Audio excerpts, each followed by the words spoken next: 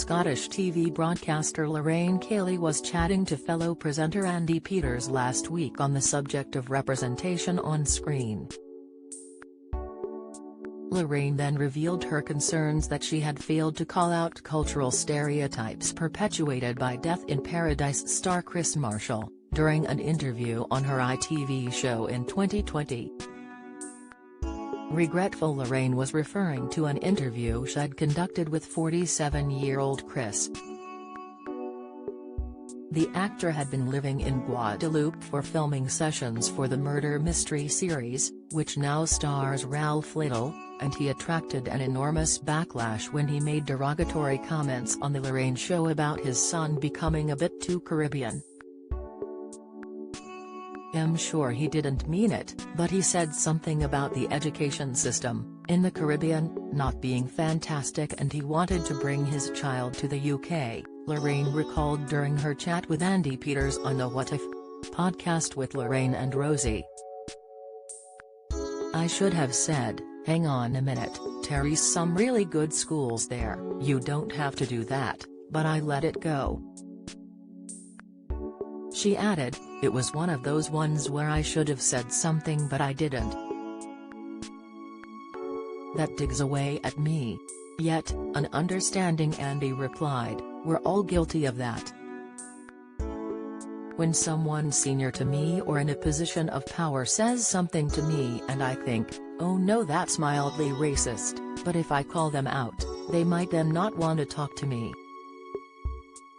But you have to go, no, I stand by my convictions. If you said something racist, I need to tell you, you said something racist." It comes after Kris, who played Di Humphrey Goodman between 2013 and 2017, referenced 4 great years on the show, but then appeared to sneer at cultural stereotypes he felt his child had adopted while living there, adding controversially, "I realized I really had to get my son to school." He told Lorraine that he refused to wear shoes, would only drink coconut water and eat pineapple and was very good on the beach but not so good with maths and English. After implying that the quality of the schooling on the Caribbean island would be insufficient, he dismissed that the show had to go. He has since addressed claims about his racial stereotyping, making a statement in which he said he was deeply sorry. "In my naive use of words, I propagated negative cultural stereotypes, which was offensive and insensitive.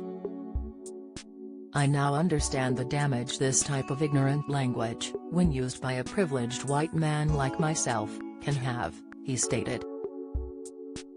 Lorraine went on to question, during the podcast episode, whether people's ignorant comments might relate to their age, and supported Andy's idea about having to call out comments from time to time. "I think some people genuinely don't mean to be offensive and you've got to tell them," she exclaimed, adding that Andy was quietly and effectively making things better. The presenter had been the special guest on Lorraine and her daughter Rosie's podcast What If?, during which the pair speak to celebrities on each episode about their lives and careers. Other interviewees this month have included acid attack survivor Katie Piper, former chart-topping singer Sophie Ellis-Bextor, and King of the Expedition Sir Ranulph Fiennes. Meanwhile, 51-year-old Andy also praised the staff who first employed him decades earlier as visionaries for breaking the mold and inviting a black presenter to join them in the world of TV. Andy previously said Hess often looked around the TV station where he was filming, only to find he was the only non-Caucasian face out of around 20 people. Andy has enjoyed a successful career himself, appearing on shows including GMTV, Good Morning Britain and Lorraine. Lorraine has previously been vociferous in her support of representation on TV and has publicly condemned racist slurs made towards footballers. She addressed the issue on her self-titled daytime show last year too, while talking about the abuse suffered by England team footballers, including Marcus Rashford. "There's been occasions where I should have stepped up and I didn't, I guess out of embarrassment more than anything else and not knowing what to do," she explained.